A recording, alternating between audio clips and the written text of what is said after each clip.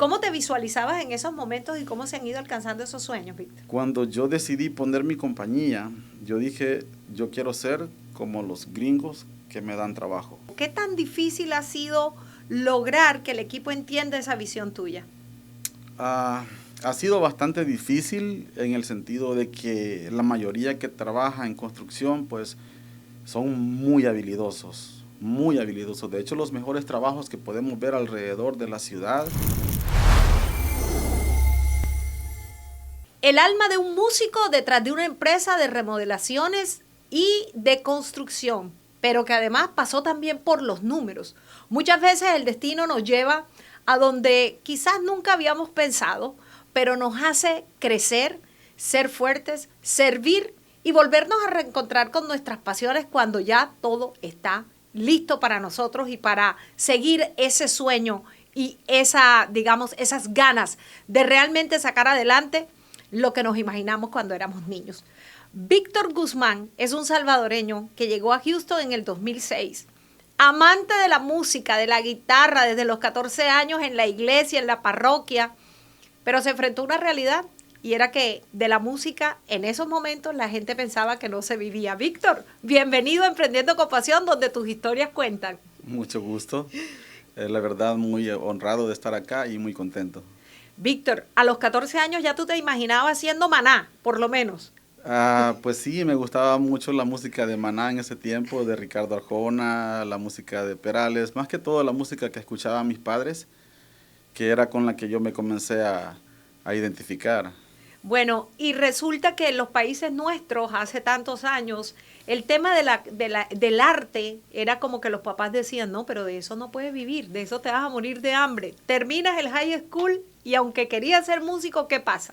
Sí, es que era un tanto difícil porque las emociones estaban allí. Cuando teníamos, por ejemplo, conciertos en el colegio, que eran casi 2000 alumnos, pues yo participaba, yo amenizaba conciertos. Para mí era una pasión que, digamos, los jóvenes compañeros me decían, hey, te vas a lanzar y qué vas a hacer y que mira, pero yo no veía por dónde. Pero por otro lado tenía los consejos de la familia, que no, que mira, que estudia, que por lo menos acá no es viable, y era una lucha entre la mente, ¿no? Y el querer hacerlo, y luego uno se pone a pensar en los recursos también, y pues era satisfactorio para mí, pero a la vez la otra parte estaba en que Así que la decisión recayó sobre estudiar algo más formal y terminaste ¿qué? Como contador público. Como contador público. Bueno, pero nada que ver con la música. Nada que ver con la música, pero digamos que en ese punto, en ese momento también, tu padrastro tenía una empresa de construcción y de alguna manera comenzaste a acercarte a lo que hoy en día tienes aquí en la ciudad de Houston. Sí, de hecho, pues sí trabajábamos digamos, en la construcción de shopping centers allá en El Salvador, así como centros comerciales, algunos edificios, algunos proyectos pequeños también en las carreteras. Y nos dedicábamos a eso, pero yo trabajaba más en el área administrativa.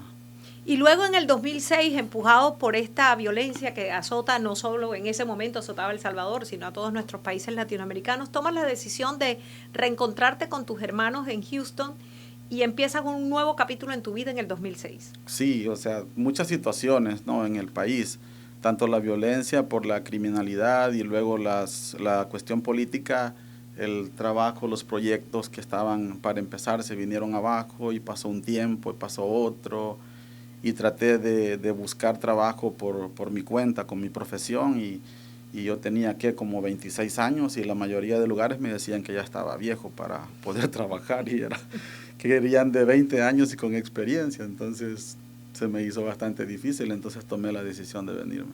Llegas en el 2006 a Houston, ¿y cuál era tu plan? ¿Tú traías una meta, querías, o llegaste así como que lo primero que se aparezca? De entrada, pues sí, lo primero que se apareciera, ¿no? Pero sí traía algo en mente que yo quería, a lo que yo quería llegar, y era el área donde yo trabajaba con mi papá, que era el área de la construcción. Y yo estaba bien claro que no es que yo iba a venir a administrar, sino que tenía que venir a aprender con mis manos algo en lo cual pudiese especializarme y luego llegar al punto de ser un contratista. Ok, empiezas Pero bueno, la vida así también te tomó tu tiempito, ¿no? Porque llegas y te reencuentras aquí con la contabilidad, con algo que pensaste que no ibas a hacer. Digamos, la primera semana que llego, hacemos una reunión familiar y alguien de la familia me pregunta que a qué me dedicaba y resulta que ella era contadora. Entonces me ofreció trabajo por un periodo de 6 meses y pues ese periodo se dio y luego ya no pudimos continuar por cuestiones migratorias. Ok, y después de esos 6 meses, ¿qué pasa? Entonces, ¿te quedas sin trabajo, con una situación migratoria sin resolver? ¿Y qué pasa con Víctor? Pues me quedo ahí como buscando a ver qué viene, ¿no? ¿Qué hago? Y pues empecé a preguntar y buscar en una agencia de poder trabajar en algo y así llegué a trabajar en un hotel como dishwasher. O si alguien no sabe qué es eso, pues lavando platos en un hotel. En términos castizos. En términos castizos, o sea, un poco más entendible, lavando platos, agarrando platos y poniéndolos en una máquina y en eventos grandes, o sea, lavábamos que entraba a las 5 de la tarde, salía a la 1:30 de la mañana, o a las 2, dependiendo del evento, 2 de la mañana.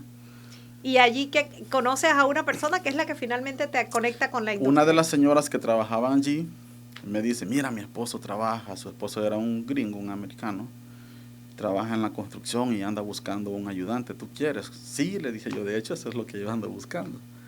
Y así comencé en lo que es el área de la construcción. Y importante esto, ¿te dio miedo en algún momento decir yo quiero, aunque el inglés no era en esos momentos una lengua que tú podías dominar? No tenía miedo, al contrario, estaba emocionado de entrar allí. O sea, yo estaba con aquello de que eso es lo que yo quiero y cuando ella me ofrece eso, para mí fue como que wow. Encontré la llave. Sí, sí lo estaba anhelando, pero no sabía quién preguntarle, honestamente. Ok. Y empiezas a trabajar con un americano. Y empiezo a trabajar con él, pero como la señora era hispana, él sabía algunas palabras. Ok. Pero cuando él me preguntaba por algunas herramientas, porque yo era su ayudante, yo no estaba haciendo más que su ayudante. Yo no sabía el nombre de las herramientas, entonces era un poco difícil, me tenía que señalar en muchas ocasiones. Bueno, pero eso te sirvió, digamos que como la gran escuela, porque tengo entendido que esta persona hacía absolutamente de todo. O sea, que tuviste, sí. No fue que llegaste a hacer baños o a framing o sheetrock, sino que este hombre hacía absolutamente todo. Él era un tipo muy habilidoso, de hecho lo es, todavía vive, y tenía una habilidad tremenda. ¿Qué aprendiste de él? Un equipo completo. Lo que aprendí de él es la creatividad, la tenacidad que él tenía, no le decía no a nada. Me gustó su iniciativa, cómo él resolvía los problemas, los detalles y eso fue lo que me motivó también a mí a decir yo puedo hacer de todo también, no solo una sola cosa. Y entonces, ¿cuánto tiempo estuviste trabajando con él hasta que viste la posibilidad de comenzar a independizarte? Con él trabajé por un periodo de casi un año. Y la razón por la cual paré de trabajar con él es porque el trabajo se le vino abajo. Entonces me dijo, mira, ahorita no voy a tener, te aviso. Pero a todo esto ya tenía unos amigos con los cuales podía hacer contacto y comencé a preguntar y así conseguí trabajo en una compañía más formal, ya una compañía. ¿Y qué hacías en esta nueva compañía? Pues en la compañía hacía reparaciones, hacía pintura, hacía muchas cosas. ¿Y las hacías tú? Las hacía yo era como un trabajador más. Como un handyman, aprendiste a hacer de todo. Sí. Okay. Y de todo ese mundo de cosas que hay alrededor de la construcción, que además, bueno, hay muy buen dinero, es lo que todo el mundo dice, no, es que la construcción es mucha plata, pero a veces la gente no se alcanza a imaginar también lo agotador, lo estresante y las larguísimas jornadas que requiere este trabajo. Sí, bastante. Es agotador porque nosotros decimos, no, pues vamos a trabajar de 8 a 5 de la tarde, pero cuando hay que entregar un trabajo, las 5 no existen. Claro. Existen las 7 o las 8 o las 9, hasta que terminamos. Sí. Ok, y con esta compañía pasaste por varios roles, te dieron la oportunidad de aprender otras cosas, o cuéntanos la experiencia allí. Tuve una experiencia agradable porque pues eran puros americanos, los dueños y los supervisores. Me sorprendí cuando me llamaron a la oficina, yo pensé que me iban a reclamar algo, pero me preguntaron si yo me sentía cómodo dirigiendo gente, porque ellos notaron que yo era muy como detallista para hacer las cosas. Y así como tú lo haces, te puedes encargar que los demás lo hagan. Llevaron a alguien que me tradujese, ¿okay? No era que yo estaba entendiendo. Ok. Entonces yo les dije que sí, que yo no tenía ningún problema, que yo iba a dar lo mejor de mí para que el trabajo saliese bien, y así fue. O sea, que crees que definitivamente el hecho de haber estudiado los números que te dan una estructura y haber podido ir a la universidad y ejercer todo este trabajo de oficina a la hora de hacer la mano de obra fue importante. Súper importante, y déjeme decirle por qué. Porque yo era competitivo conmigo mismo. Cuando yo andaba trabajando con otros, yo veía que eran más habilidosos que mí para lo que hacían. Entonces yo decía, yo lo tengo que hacer. Entonces yo competía conmigo mismo y yo medía el tiempo en lo que ellos lo hacían. Y yo digo, si le llego al tiempo de ellos, yo estoy bien. Si los sobrepaso, estoy mejor. Entonces yo competía digamos, con ellos un poquito, pero a la vez era la competencia conmigo. Era autoexigencia. Ellos decían, no, pues este trabajo es para mediodía, o este trabajo es para un día, o para una semana, a veces eran 2 meses. Yo trataba de sacarlo, si era mediodía, antes. Yo mandaba el mensaje y las fotos y todo ordenado, todo limpio, todo cubierto. El detalle a mí me ayudó muchísimo.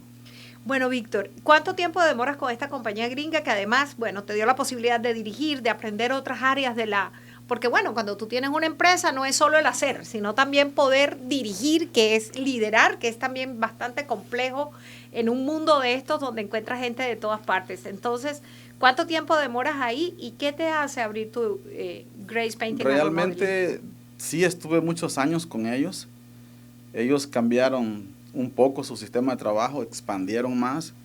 Entonces yo era uno de los que nunca se quedaba, gracias a Dios, sin trabajo. Me daban prioridad, si no había nada que hacer, me llevaban a la oficina o al chat para que hiciera algo, pero ahí estaba con quien yo elegía que estuviese allí. Pero entonces, como se expandió más y llegó mucho más trabajo, yo hablo con el jefe principal y le digo, mira, yo ya compré mis herramientas, dame la oportunidad de hacerte trabajos por su contrato. Yo ya hablaba un poco de inglés.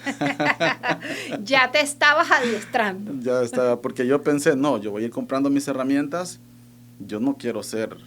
empleado toda la vida. Si me ponen en una buena posición, qué bien, pero tengo un límite de lo que voy a ganar. Claro.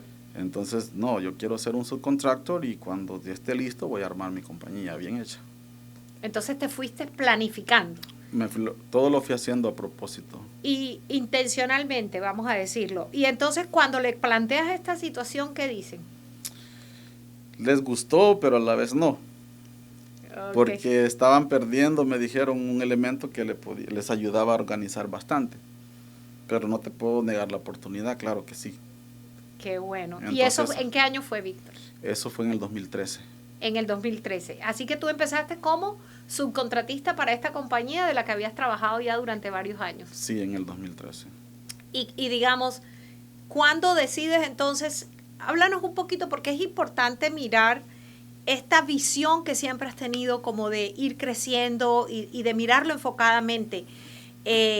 ¿Cuándo dices, bueno, ya no quiero ser un subcontratista, ahora quiero ser un contratista? ¿Qué se necesita o qué necesitaste en cada uno de estos periodos aprender? La misma demanda me llevó a ese proceso, porque cuando hacía trabajos para ellos, como subcontrato, yo ya podía moverme, yo ya no tenía un horario, yo ya no tenía que estar allí todo el día. Sí lo hacía, pero si era el caso que tenía que ir a ver algún trabajo, pues lo hacía. Entonces me buscaron para hacer más trabajos y cuando menos acordé me fui expandiendo aún como subcontractor. Ok. Entonces, pero tenía la dificultad del idioma todavía, que sí entendía, que sí hablaba un poco, pero aún no era como que era muy fluido. Entonces de ahí dije, no, yo no quiero llegar a cierta edad trabajando con mis manos. O sea, yo tengo que poner mi compañía y la tengo que establecer bien. Entonces, como al año me puse a estudiar, pues me inscribí en el colegio muchas veces, pero pues no llegaba a tiempo. Y como también estudié teología acá para un bachelor, los agregué como créditos. Ok. O sea, regresaste a la escuela. No, yo sí estudiaba en la universidad aquí también, pero teología. Ok. Y luego, pues, cuando me inscribí en inglés, lo tomé con créditos. Y cuando llegaba tarde, ya después de varias veces, pues prácticamente perdía. Entonces, ¿qué me tocó hacer? Desvelarme haciendo planas de todo lo que yo necesitaba comunicar durante el día, aprenderme bien las herramientas, eso ya lo manejaba, pero digamos todo lo de una casa, cómo saludar al cliente, cómo hablar, me respondía solo. Fui mi maestro prácticamente, autodidacta, porque no tenía como otra opción, pero no era como que no podía hacerlo. Yo no me puse esa barrera. Qué increíble, qué lindo. Es una gran lección de persistencia y de visión, además. ¿Cómo te visualizabas en esos momentos y cómo se han ido alcanzando esos sueños, Víctor? Cuando yo decidí poner mi compañía, yo dije, yo quiero ser como los gringos que me dan trabajo, como soy ahora. Ok, ¿cómo eres ahora? Cuéntanos Pues, cómo digamos, es Grace Remodeling. Grace Remodeling, digamos que ya en el 2017 ya lo hago un LLC. Ya no solo tenía un DBA, sino que ya era un LLC. Y ya comencé, todavía hacía trabajos para estos mismos, siempre me llamaban, y para otras compañías, pero ya también hacía más trabajos individuales. Ya, más de la compañía. Más de la compañía. Y empezaste, me contabas que como subcontractor empezaste con $200,000 en ganancias al año, y casi 9 años después, ¿en cuánto está esa facturación? Pues ya mucho arriba del millón. 6 ceros a la derecha. Yo solo me acuerdo de la canción, yo se lo quiero pegar en la radio para ganar mi primer millón. Qué bueno. En el transcurso de todos estos años, Víctor, porque yo sé que hemos trabajado además juntos tu marca, que tienes unos diferenciales muy, muy, muy marcados, y es este tema de poder duplicar esa forma de trabajar organizada en tu equipo. ¿Qué tan difícil ha sido lograr que el equipo entienda esa visión tuya? Ha sido bastante difícil en el sentido de que la mayoría que trabaja en construcción pues son muy habilidosos, muy habilidosos. De hecho, los mejores trabajos que podemos ver alrededor de la ciudad están hechos por mano de obra latina de nosotros. Entonces, digamos que somos como los que dominamos el área de la construcción en toda área. Remodelación, pisos, pintura, construcción, todo. Carpintería, techos. Usted no va a ver ahí otra gente que no sean hispanos haciéndolo. Pero la formación académica falta, y como que hay un poquito ahí de no tener como mucha visión. Entonces a veces no entienden mucho los procesos, sino que vámonos y a terminar, y uno tiene que andar pendiente de que las áreas queden limpias, el detalle, que muchos tienen el así se va, tú no vas a vivir acá, así déjalo. Entonces hay que trabajar con todos esos detalles, y sí me ha tomado años venir trabajando con la misma gente e irles enseñando un sistema en el cual nosotros trabajamos que es más eficiente, y que no simplemente es ir a hacer un trabajo, sino que es ir a prestar un servicio. Víctor, digamos, ¿cuáles son las lecciones más grandes que como empresario te ha dejado este proceso a ti y que pudieras compartir con nosotros? Pues la verdad es que es un proceso difícil, pero no imposible. Yo digo que todo lo que nos proponemos, si lo vemos, si nos vemos hacia dónde vamos a llegar, y si ya nos vimos ahí, llegamos. Si no nos podemos ver en un lugar, no vamos a llegar, y cualquier camino se nos va a hacer factible. Claro, el que no sabe para dónde va ya llegó. Ya llegó, llega a cualquier parte. Entonces, sí, pues las lecciones podría decir que la tenacidad, la persistencia de poder lograrlo. Víctor, y digamos que, ¿qué crees tú que ha sido fundamental para tu éxito? ¿Cuáles serían esos elementos que tú pudieras destacar? El hambre de crecer, la educación. Cuéntame las conexiones que han sido importantes para Grace Remodeling and Painting. Pues, Painting and Remodeling. Pues todo viene a ser fundamental, ¿no? Pero si yo pudiese mencionar algunas cosas, primero la visión de a dónde yo quería, y todavía no estoy en querer llegar a otro nivel. Esa es una. Y luego el anhelo y el deseo de hacer las cosas bien, de prestar un servicio en el cual el cliente quede satisfecho. Como yo le digo a mis muchachos, a todos los grupos que trabajan conmigo, por favor, háganlo de una forma profesional. ¿Por qué? Porque un trabajo mal hecho el cliente lo puede hacer. Si nos buscó es porque están con la expectativa de tener un trabajo profesional. Entonces, inculcarle a ellos de que hacer las cosas con excelencia lo más que se pueda. ¿Qué tan importante es para un empresario autoformarse? No solo en la parte técnica, es decir, saber de lo que se trata, sino también en su, digamos, inteligencia emocional, en poder prepararse como un líder para poder dirigir. Aparte de que es súper importante, es fundamental. Porque digamos que si empezamos, llegamos a un punto y luego a veces de ese punto no podemos pasar, porque aunque sepamos cómo hacer las cosas, no tenemos la logística o las estructuras para poder caminar de una forma más ordenada. Entonces el retroalimentarse, aún en lo académico, es fundamental si uno realmente quiere llegar más adelante. ¿Y para la gente que cree que lo sabe todo? Está equivocado. Y ahora, Víctor, ya tienes, digamos, la compañía corriendo, bastante estable. ¿Y qué pasa con la música? Pues creo que llegó el momento también. Entonces vamos a tener también la parte artística desarrollándose por fin. Vamos a tener la parte artística muy pronto. Estamos trabajando en ese proyecto con mi hermana. Hemos fundado una banda que se llama Banda TR, lo cual significa Toda Rabá, que es una palabra hebrea que significa gracias, como un agradecimiento al universo, ¿no? Por todo lo que nos ha dado, los talentos, la energía, la vitalidad, el deseo de hacerlo, el deseo de traer alegría a este mundo, porque ese es el propósito realmente. Con mi hermana y yo, traer alegría a este mundo con lo que generamos de los talentos que el Creador nos ha dado. Bueno, estamos llegando ya casi al final de este podcast, pero no me quería despedir, Víctor. En este proceso de crecimiento, ¿qué crees que has sacrificado? ¿De pronto tu vida personal se ha sido una de las más sacrificadas en este punto de tu vida? Sí. Todo tiene un sacrificio, porque muchas veces, mientras otros han andado en fiestas, yo he estado en oficina, trabajando en procedimientos, trabajando en esto, en lo otro, tratando de salir con muchas cosas y luego pues que el tiempo a veces con la familia se ha cortado un poco, pero ha valido la pena, porque al estando en otro punto como estoy ahorita, pues sí me mantengo muy ocupado, pero a la vez tengo más libertad de poder hacer más cosas con mis hijos y la facilidad de poder complacerlos también en muchas cosas, ¿no? Que a lo mejor antes no lo hubiera podido hacer. ¿Qué legado le quieres dejar a tus hijos? Pues la huella que voy dejando, o sea, que aprendan a ser persistentes y pues estoy enseñándoles que las cosas se logran, no solo se obtienen de alguien más. Esto es Emprendiendo con Pasión. Gracias, Víctor, por habernos acompañado. Un enorme gusto. Ya lo saben, cada semana aquí tendremos estas historias que cuentan.